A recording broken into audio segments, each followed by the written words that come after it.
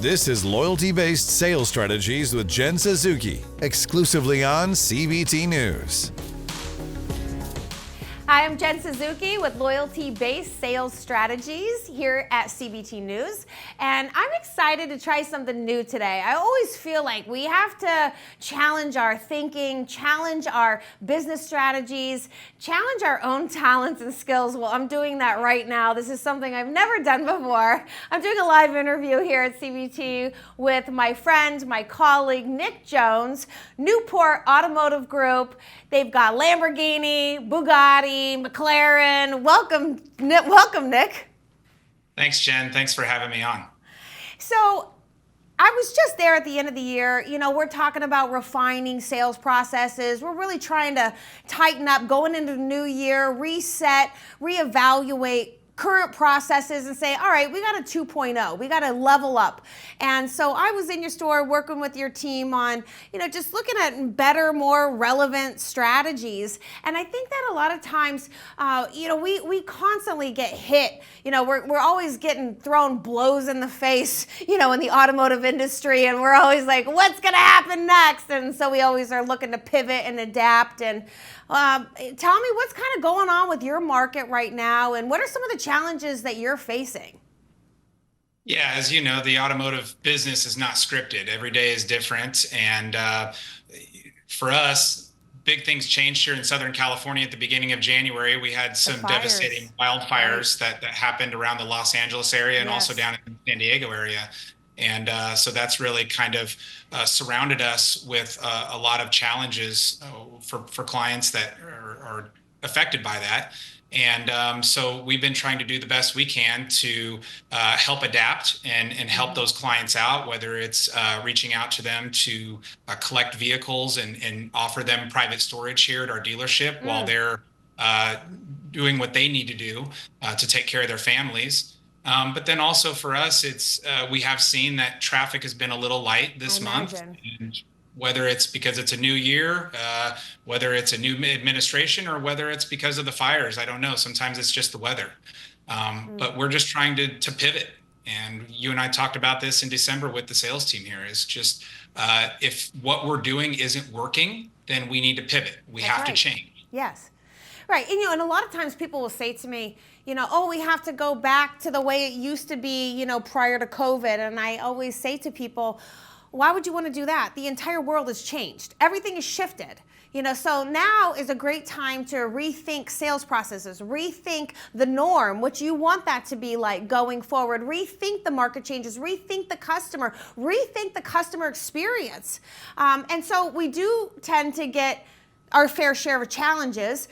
Some people say their internet leads are down, their phone calls are down, their showroom traffic is down. Have you experienced any of this lately? Especially with the wildfires, I would imagine that exotics gets impacted pretty hard when people have other things to think about, and not to mention the weather. I thought about coming out there for spring break, and then I was like, nope, we're not doing that this year, because I'm thinking about, the air quality, and there's just a lot of things that are on people's minds at the time.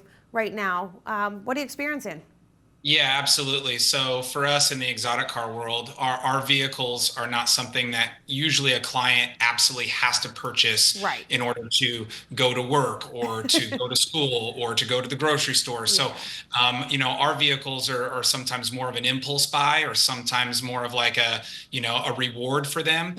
So when things are changing in our environment, our business tends to go down. So for us, what we've tried to do is be more accommodating to our clients' needs. And whether that means that we have to travel to the client instead of waiting for somebody to come to our dealership, like that. Whether that means you have to make yourself available after hours, or maybe meet them on a Sunday when we're normally closed. That's sometimes what it takes to put a deal together. And so we're just trying to pivot right now. We're trying to just do things differently. And also, you don't know what your competitors are doing. So, you want to make sure that you know what your competitors are doing. And we talked about doing mystery shops here with the sales team, which is everybody takes a different dealership and makes a phone call at our web lead and see how quickly your competitors respond to you. See how they respond to you. Are they sending videos? Is it a boring email? Are they doing walkarounds? Like, what are they doing that we're not doing? How do you know how to gauge yourself if you don't know what your competitors are doing? I think that's it's a really great example of refining, because you want to do something better. You want to do something extraordinarily better. You want to send the message that separates you from everybody else, and you want to be able to understand like what you're up against, so you can win.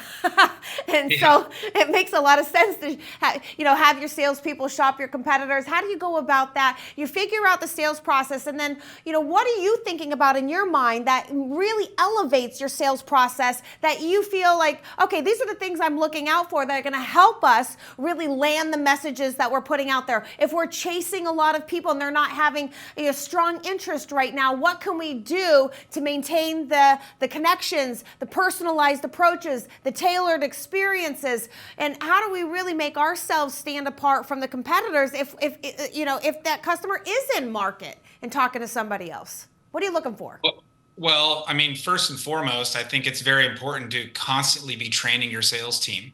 Having you come out and spend 2 days with my sales team was great, because having an outside influence that comes in that has new ideas, fresh ideas for these guys, you don't want to stay complacent. And the market is constantly changing all the time. Your clients are constantly changing all the time. And so, you coming in, and we sat down and we read through the email responses, from the leads, and saying, okay, how can we make this better? Yes. And with the introduction, with a lot of AI technologies out there, you can use these AI technologies to help you formulate a better response that sounds more interesting than just your cookie cutter 3 sentences. Template. Thanking somebody for their lead and how can I help you? Right.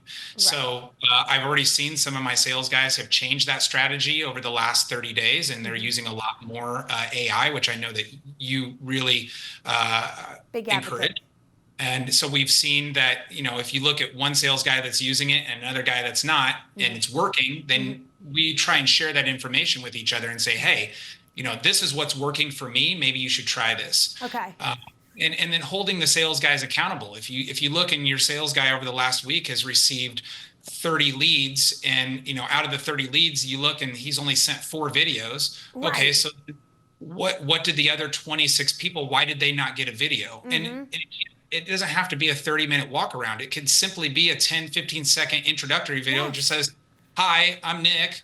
Thank you so much for your interest in this car, which is right here behind me," so that you can see that I'm not a bot. I'm a real human. I've taken the time and the effort to reach out to you. And I think people are looking for someone to do business with that shows the effort. Like, I went out of my way. I agree. So that's really important. And really, I'm just trying to hold my guys responsible so that the customer, regardless of who they get on the other end of the line from my team, they're getting an even experience.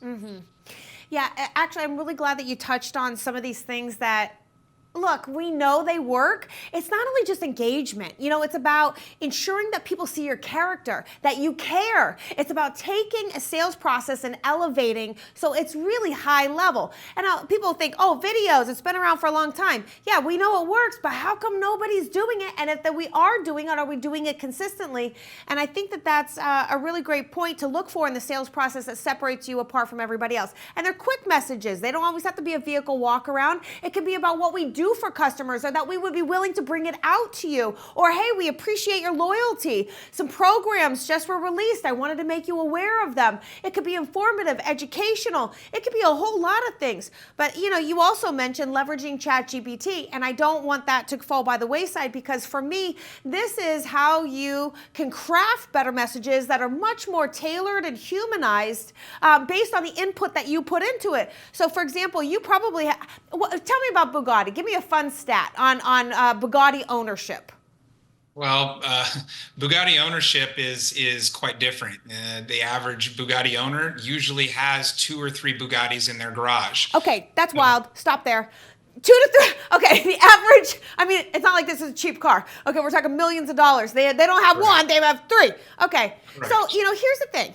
You can go back to this customer and you can say to them, I can use into ChatGPT. I can say this customer's bought 3 Bugattis from us. There's been some enhancements. There's some vehicles that we are having access to that are one of a kind. Whatever your thing may be, and they're only 20 minutes from us, and they continue to service their vehicles. They store their cars with us. I tell it everything that I know about this customer. And this customer, he just got married in Italy last summer, and he gave his wife a Ferrari. Oh, this just sounds so exciting. I just made that up. And I feed that in there, and I say, customize me an email that really appreciates his loyalty, speaks to the personalized elements that I just gave you, and has a call to action at the end. And these are some of the things we talked about with your team. But I'm using a stat here to tailor my talk to the GPT so it can push out content that is more for this customer solely, that I don't have to spend time coming up with. And I actually really like that you said that your salespeople are starting to do more of this. It creates efficiencies. More importantly, it's like every time I get that message serve up, I'm like, I couldn't have done that. Yeah, you can't. It's hard to come up with all these things yourself. So it's okay to have a little bit of help, because you can take it and you can use pieces. You don't have to use the entire thing that an AI prints out for you. You can just take little snippets here and then go, oh, I didn't think of that. That's a great message there, or that's a great sentence, and plug it and delete it and stuff and really make it your own. So that it doesn't just sound like a robot response. But yeah, it's great filler, and we're starting to use it more and more with our emails. We talked about text messaging. That's a big thing right now that we're seeing has evolved, as people are responding more with text messages than they are on phone calls. And for us as sales individuals in the automotive business, we find that a lot of people, it's hard to get them on the phone, but they'll respond instantly with a text message. Exactly.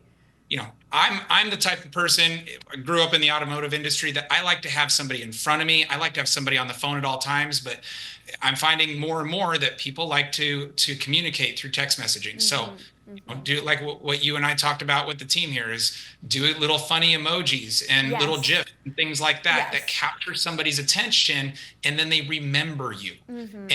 And they're talking to 6 or 7 different dealers. They remember Nick, who sent them that funny emoji after they visited for a test drive. It stays in their mind. You're going to stand out from your competitors. How do you promote, encourage with your team members, just normally, day to day, in tailoring experiences to your clientele? What are some of the things that maybe you can share with us that might even create inspiration for just an average dealer that's really trying to think outside the box and really looking to separate themselves amongst the competitors out there, that are all clawing towards the same customer? How do you elevate, and how do you promote internally to elevate more tailored experiences for people? And what does that look like? So I think first and foremost, you take as much information as you can, whether it's the person's name, their spouse's name, their kids' names, the dog's names, anything like that. And you write it down, and you put it in your phone, and you write it down, you put it in your CRM. And so that next time that person comes in or whatever, you can say, hey, how is, your wife doing? Or how is your kids, recital, or whatever it is. How's your dog doing? I know he just had a broken leg. It's so simple. It is. It doesn't cost you any money. No. I was thinking you were going to roll out the champagne and wine glasses and, do a custom party and make invitations. We do that. You just put the notes in the CRM? That's the start of it. Yes, you want to know who your customers are. And I think just little things, when they walk in and you remember their name, that goes a long way with them. If you remember their wife or their husband's names, it goes a long way with them. So it shows that you care. It shows that you're putting forth the effort. And then, yes, tailoring the delivery once you get to the end and you're at the finish line and you're doing the delivery of the car, making it feel special, whether it's a dealership, letting the customer ring the bell, or, we've done silk reveals for years. Ooh, now everybody does silk reveal, but it's something that we started doing a long time ago that people like. And letting them pull the silk off and letting them pull it out of the showroom and putting a big bow on the car. I think you've seen, we do champagne bottles that are personalized for the client with a saber, and we let the customer saber off the champagne. It's a celebration. We travel a lot with our customers. I told you of the travel that I'm doing with a group of customers next week to Finland to go drive cars at the Arctic Circle for a week. So it's about engaging with your customers and doing stuff that's fun. Nobody wants a stressful purchase. Everybody wants to have fun, and it doesn't matter what brand that you're selling or what the It needs to be fun, not stressful. Yeah. Well, Nick Jones, thank you so much for your time today. Even Absolutely. just reinforcing some of the things that you found to be successful and outside of the box, and keeping yourself relevant and adapting to challenging times. You want to find a way to be more attractive to customers. If they're not knocking down your door, well, we got to go knock down their door and do something different that is eye-catching, that's different than our competitors. And if, we have to claw at that one customer because there's only one, what are we going to do to make it exceptional? You've given us a lot of great things, to think about and to inject, to level up. Thank you so much for your time. I was going to say it. Level up. That's it. And I always say 2.0 arise. I make that word up, because that's what we're trying to do. Level up. Get your 2.0 on. Okay, Nick. Well, thank you so much for your time today. My pleasure. Thank you so much for having me. Thanks for watching Loyalty-Based Sales Strategies with Jen Suzuki, exclusively on CBT News.